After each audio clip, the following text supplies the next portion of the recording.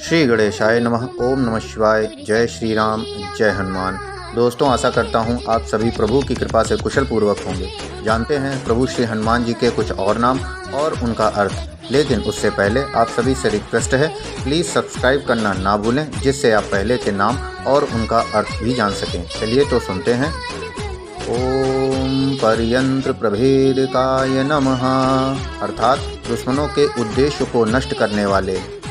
ओम सर्वग्रह विनाशकाय नमः, अर्थात ग्रहों के बुरे प्रभावों को खत्म करने वाले।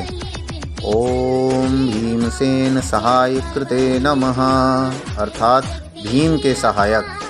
ओम सर्वदुख हराय नमः, अर्थात दुखों को दूर करने वाले। जय श्री राम, जय हनुमान। धन्यवाद। आप सभी पर प्रभु की कृपा बनी रहे। प्लीज़ सब्सक्राइब, लाइक और शेयर करना ना भूलें।